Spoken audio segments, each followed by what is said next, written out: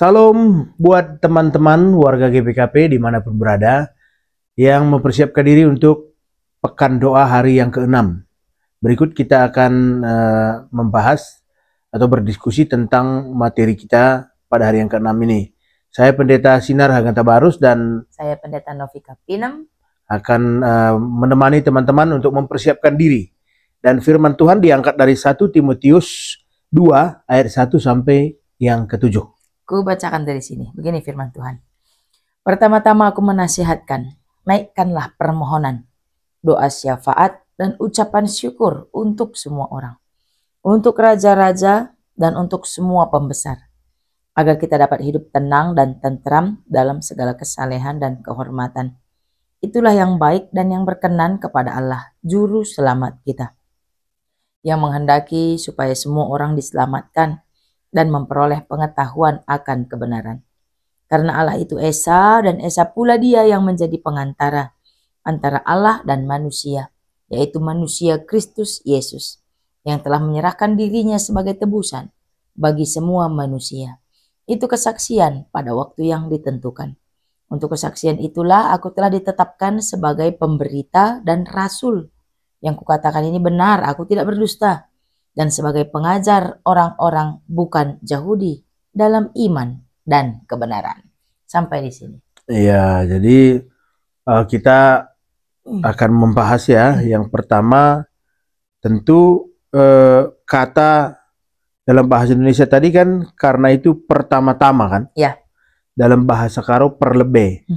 Jadi maksud Paulus memakai kata pertama-tama ini sebenarnya tidak merujuk pada waktu, tapi ini merujuk pada pentingnya pesan ini. Ya. Jadi pertama-tama dia mau mengatakan bahwa inilah yang terpenting. Artinya dia mau menyampaikan sebuah pesan yang sangat penting, dan pesan itu ialah aku menasehatimu supaya menyampaikan doa syafaat, ya kan? Menyampaikan doa syafaat untuk semua orang. Kalau kita membaca dalam bahasa Karo, gelah iseh kendu syafaat pemindon pertoton ras pengatakan bujur mandi bata guna kerina manusia. Iya. Jadi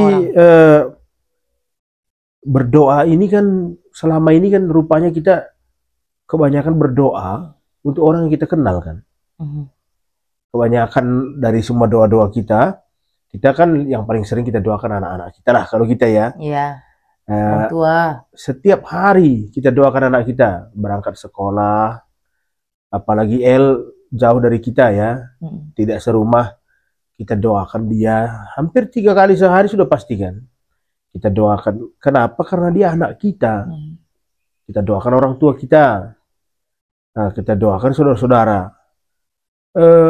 Tapi pesan Paulus ini doa syafaat dan ucapan syukur yang dipanjatkan untuk semua orang. Semua orang itu tidak semuanya seiman dengan kita. Iya.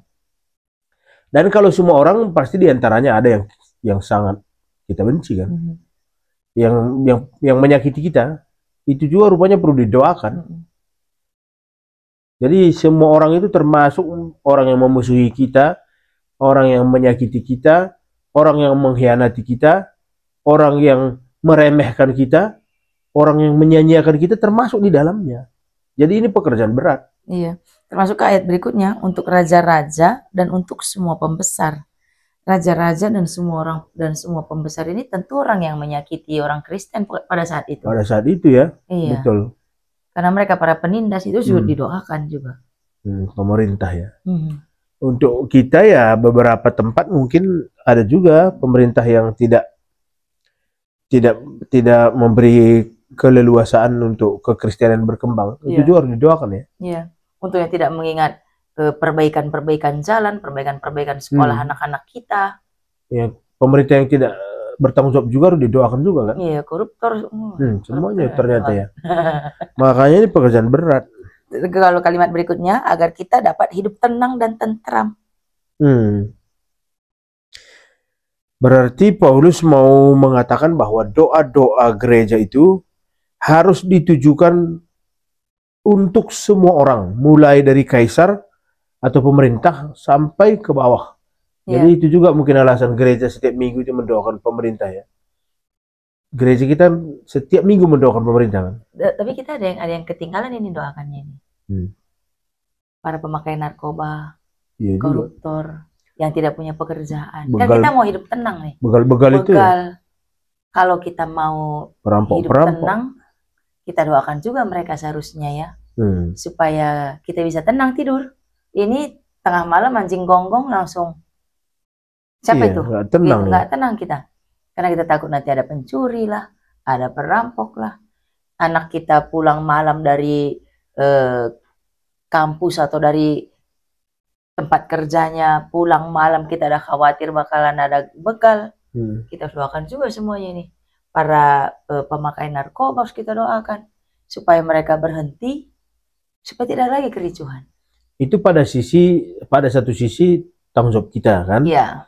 Tapi pada sisi lain memang sesungguhnya semua orang juga butuh didoakan. Iya betul juga sih. Misalnya kan pemerintah lah contohnya. Iya. Aku baca banyak kesaksian orang yang pernah menduduki posisi sebagai pimpinan. Rupanya posisi sebagai pimpinan itulah posisi paling sunyi. Paling perlu didoain ya. Paling sunyi dia, nggak ada teman. Atau kalaupun ada teman-teman yang dalam tanda kutip itu menemani dia karena ada maunya. Ada udangnya. Balik batu. Iya, jadi sebagai pimpinan itu teman-teman kita sulit yang kita temukan yang tulus. Biasanya orang akan mengurumuni pimpinan karena ada maksudnya. Jadi mereka merasa sunyi, mereka nggak begitu percaya dengan siapapun di sekitarnya. Beda dengan kita orang awam ini, naik angkot apa bebas saja. Sebagai pimpinan, selain dia was-was juga dengan keselamatannya, orang-orang yang ramah di sekitarnya itu juga belum tentu tulus kan. Iya. Jadi sebenarnya pemerintah butuh didoakan. Seperti juga penjahat-penjahat itu kan. Siapa yang mau menjadi penjahat? Iya. Mungkin tidak ada pilihan lain. Iya. Walaupun itu nggak bisa jadikan alasan. Tapi mereka butuh didoakan sebenarnya. Atau mungkin mereka menjadi jahat karena mereka mengalami penindasan yang panjang kan. Disakiti berulang-ulang. Dia butuh juga didoakan. Karena memang kalau di ayat 3 itulah yang baik dan yang berkenan kepada Allah. Mendoakan mereka daripada mengumpat tentang kehidupan, kita baik mendoakan mereka. Juru selamat kita yang menghendaki supaya semua orang diselamatkan dan memperoleh pengetahuan akan kebenaran. Dan pentingnya mendoakan orang yang berwenang kan, seperti pemerintah tadi. Kalau kita rutin mendoakan orang-orang yang berwenang ini, dia dengan harapan dia akan memimpin dengan adil kan. Adil, jujur, bersih, tidak ada penyimpangan, sehingga kita menjadi tentram. Karena kita mendapatkan mendapatkan akibat dari keadilan itu. Saat mereka diselamatkan ya ke kita juga imbasnya kan. Imbasnya ke masyarakat. Jadi itulah gunanya mendoakan orang-orang yang berkuasa agar mereka tidak menggunakan kekuasaannya sewenang-wenang. Karena kalau mereka menggunakan kekuasaannya sewenang-wenang, kita tidak mungkin hidup tenang. Kita nggak mungkin hidup tentram. Jadi gereja penting juga ini kita sampaikan dari pekan doa ini agar gereja jangan pernah lupa untuk mendoakan orang-orang yang berwenang setiap kebaktian minggu. Karena mereka selain butuh doa, butuh didoakan, doa kita membuat mereka bekerja dengan sungguh-sungguh sehingga kita mendapat imbasnya kan gitu. Jangan lelah-lelah mendoakan lah ya kan. Karena aku ingat ada satu kisah teman aku nih, satu letting pendeta yang datang ke kantor bupati ya. Oh iya, mau mendoakan bupati ya? Iya, saya mau mendoakan bapak. Apa katanya nih? Oh, nggak usah pendeta, kami nggak perlu didoakan. Menarik itu. Menarik. Dan memang karena dia nggak mau didoakan ya, pemerintah yang bersangkutan itu nggak sampai saatnya diturunkan masyarakat. Begitulah itu ya. Jadi menarik juga. Ada yang memang mengakui dia butuh didoakan. Nah, ada yang nggak mau ya. Yang nggak usah lah, nggak usah didoain. Ya intinya kayak kita berdoa untuk semua manusia, semua orang. manusia. Seperti judul kita kan, pertotoan guna kerina manusia. Iya. Keuntungannya untuk kita juga, keuntungannya untuk kita karena berdoa juga nggak kena pajak. Hanya kadang kalau kita berdoa kita tidur, itu aja. Kalau kita percaya doa itu berkuasa, pasti orang yang kita doakan itu menjadi semakin baik kan. Ya. Jadi hidup di tengah-tengah orang yang baik, ya tentu kita merasa tentram. Misalnya kalau kita baca ayat 3 sampai 4 ya.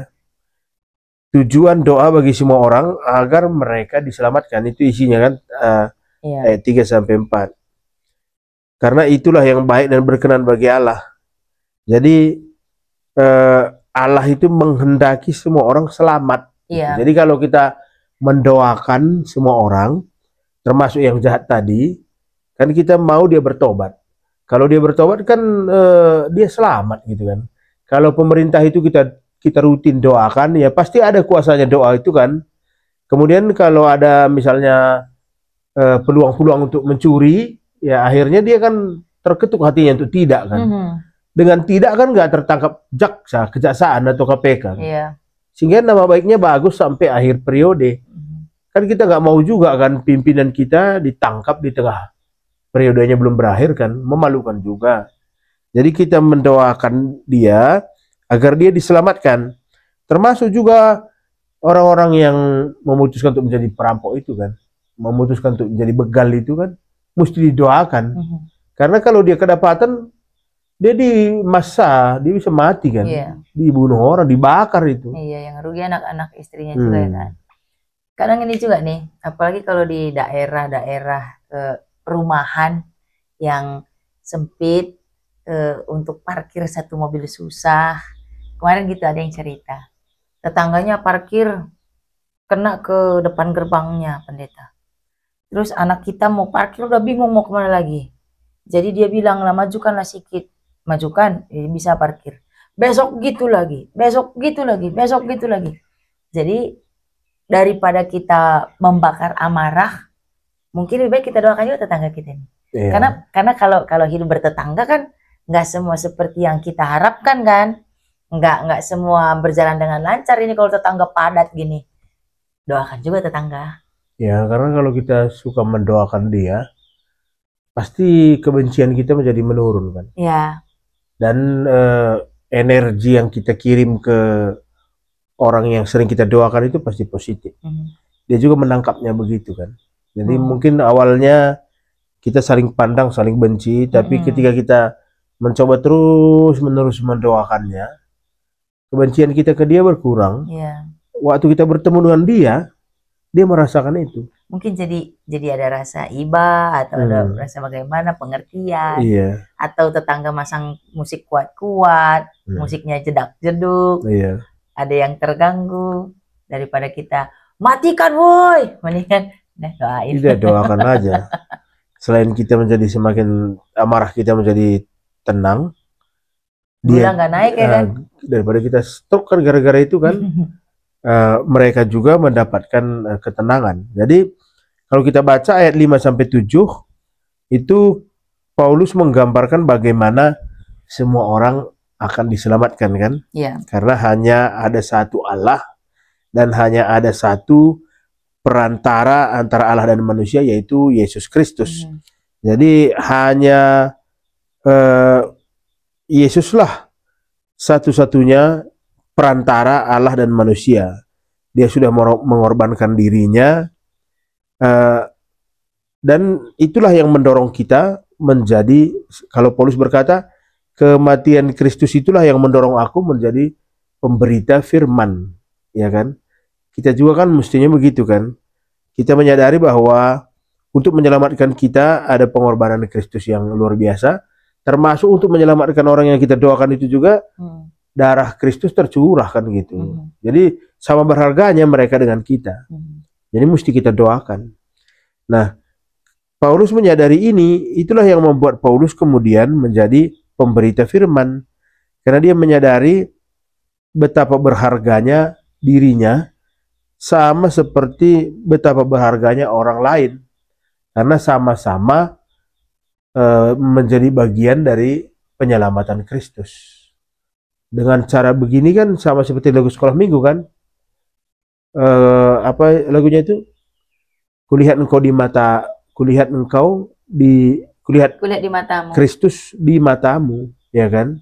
Kulihat di wajahmu kemuliaan Bapa. Jadi dengan begitu kan kebencian berkurang. Orang kita melihat ada wajah Allah di wajah tetangga kita kan.